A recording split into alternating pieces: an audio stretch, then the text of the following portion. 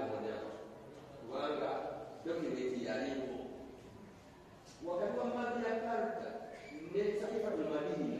waliwo emyaka 10 n'okusomamu myaka 10 n'okusoma